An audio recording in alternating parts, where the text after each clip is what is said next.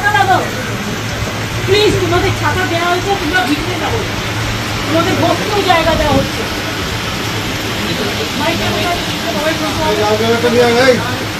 দেখো আমি তোমাদের এখনো হাত জোর করে বলছি, আমি তোমাদের বলছি যে তোমরা একটা কাজ করো, আমিও কিন্তু 2 ঘন্টা তোমাদের জন্য অপেক্ষা করছি। তোমাদের প্রত্যেকে ছাতা দেওয়া হয়েছে, সামনে বসার ব্যবস্থা করা হয়েছে, তোমরা ভিজবে না, আমার এটা অনুরোধ থাকলো। কেন ভিজছো? তোমাদের জন্য আমি তো জায়গা করে রেখেছি। আর আমি আবার বলি, তোমাদের চিঠিতেও কোথাও লাইভ শিডিউলের কথা লেখা নেই, আমাদের চিঠিতেও লেখা নেই। আমরা টোটালটাই রেকর্ড করে রাখছি এবং তোমাদের শেয়ার করবো আমরা মিনিটস, এবং এটা আমরা কেউই রিলিজ এখন করবো না, যেহেতু কোর্টে কেস চলছে। আমরা এটা সময় মতো কোর্টের কেসটা একটু শেষ হয়ে গেলে তোমাদের দিয়ে দেবো, তোমাদের তোমরা একদিন ওয়াচ করতে পারো যে আমরা টোটালটাই রেকর্ড করবো। নিশ্চিন্তে থাকো, এইটুকু আমার প্রতি ভরসা রাখতে পারো। তোমাদের মিসলিড করবো না, তোমাদের কোনোই করবো না। তোমরা কেন ভিড়বে? আমি 2 ঘন্টা তোমাদের জন্য দাঁড়িয়ে আমিও ভিড়ছি। আমার চিফ সেক্রেটারি, আমার ডিজি পুলিশ, আমার আইবি হেড, আমার হোম সেক্রেটারি নন্দিনী, আমরা সবাই ওয়েট করছি। তোমাদের সকলকে ছাতা দিয়েছে এই কারণে যে তোমরা যাতে না ভেজো, এবং তোমাদের বসবার জন্য পাশে অ্যারেঞ্জমেন্ট করা আছে। তোমরা অন্তত মিটিং না করে এক কাপ চা খেয়ে যাও।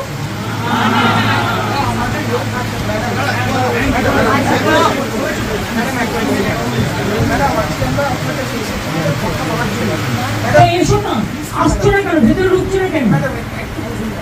আমাদের ওই আমরা যদি না যেতে পারি, যারা আমাদের যদি আমরা জিজ্ঞেস করেন ম্যাডাম আমরা কেন দিচ্ছি, কারণ ম্যাডাম আমাদের যারা এখন ওখানে আমাদের ব্যাটসম্যানরা বন্ধুরা। শোনো, আমি একটু কথা বলি, তারা তো তোমাদের ট্রান্সফারে পাঠিয়েছে, তোমাদের আসার কথা ছিল 15 জন, তোমরা এসছো 40 জন।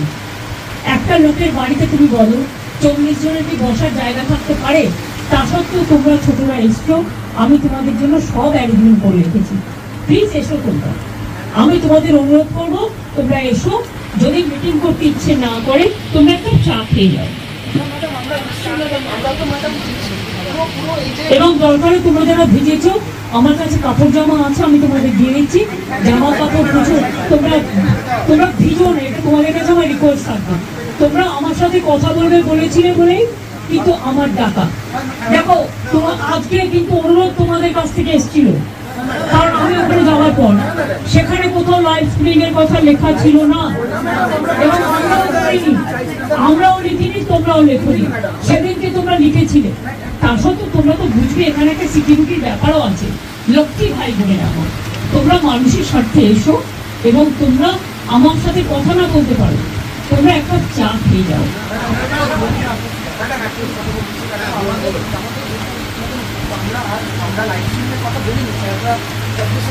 আমি তো তোমাদের বলেছি, যেহেতু কোর্টে ব্যাপারটা বিচারাধীন আছে, তোমাদের মিনিটস আমি করে দেবো, মিটিং এর মিনিটস করে দেবো। পুরো ভিডিওটা আমি আজকে দিতে পারবো না, আমি মিনিটস করে দেবো।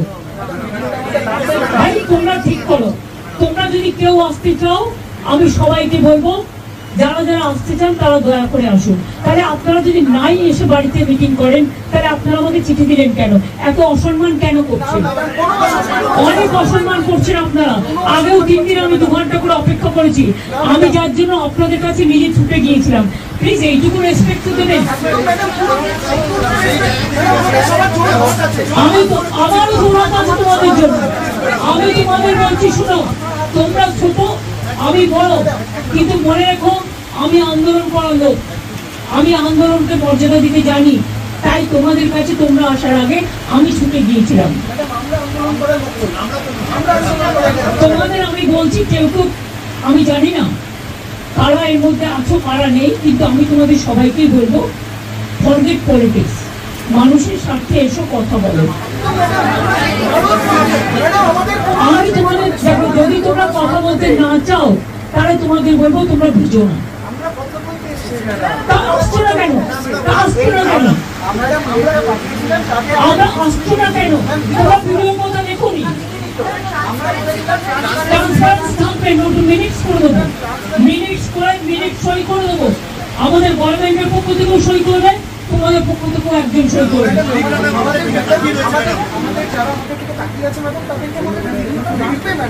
ভাই তোমাদের সব ডিমান্ড তো আমি মানতে পারি না। আমি তোমাদের আগেও বলেছি কেন আমি ভিডিও তোমাদের কাছে আজকেই দিতে পারছি না, বা টোটালটাই রেকর্ড করো। আমি ভিডিও তোমাদের তখনই দেবো আমি সুপ্রিম কোর্ট থেকে পারমিশন নিয়ে দেবো। আমি কথা দিচ্ছি আমি ভিডিও আমরাও কেউ ইউজ করবো না, আমরাও ইউজ করবো না, আমরা ট্রান্সপারেন্সি মেইনটেইন করবো।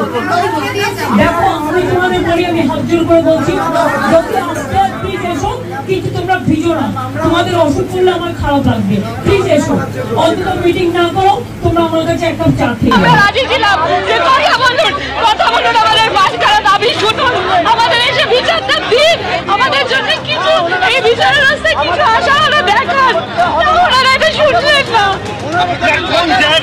কোন জায়গায়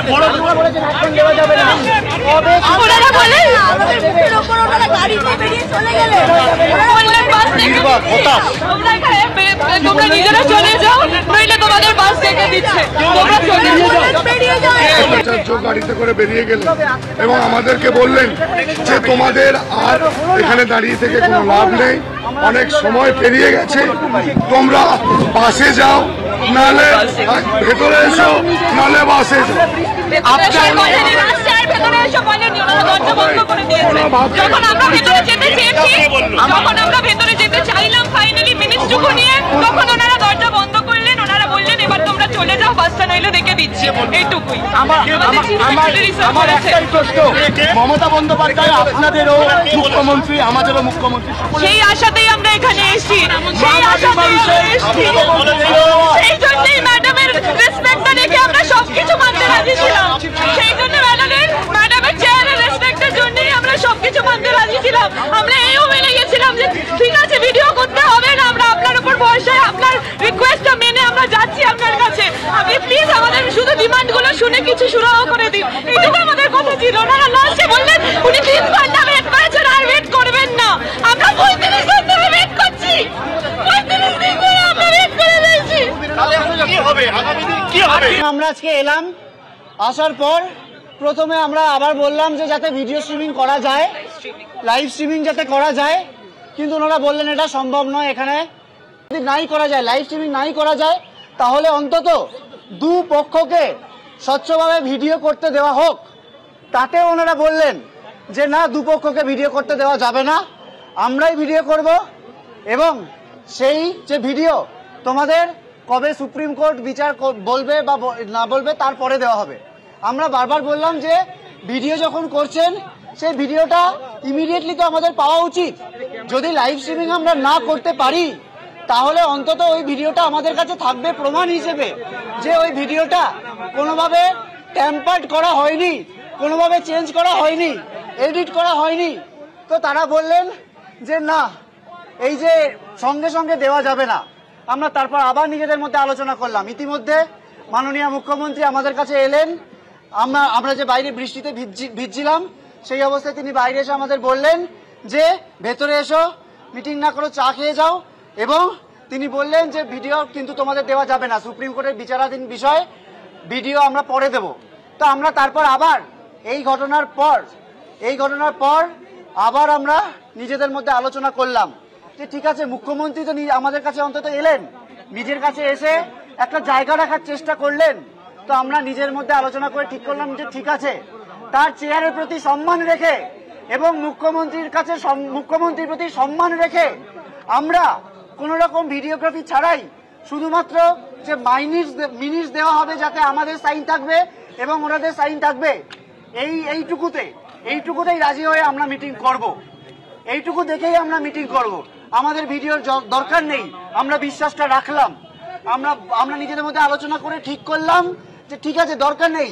উনি যখন নিজে এসে বলছেন, উনি যখন নিজে রিকোয়েস্ট করলেন, তার তো একটা সম্মান আমাদের কাছে রয়েছে, সেই সম্মানটা দেখানোর জন্য আমরা ভাবলাম যে ঠিক আছে, দরকার নেই ভিডিও, আমরা আস্থা রাখি। আমরা তারপর বললাম, যখন নিজেদের মধ্যে আলোচনা করে যখন আমরা জানাতে গেলাম যে ঠিক আছে, আমাদের দরকার নেই, আমাদের শুধুমাত্র ওই মিনিটটুকু দেওয়া হোক, এই অবস্থায় আমরা আলোচনায় বসতে রাজি। তখন হঠাৎ করে স্বাস্থ্য প্রতিমন্ত্রী চন্দ্রিমা ভট্টাচার্য তারা এসে বললেন যে অনেক দেরি হয়ে গেছে, আর সম্ভব নয়।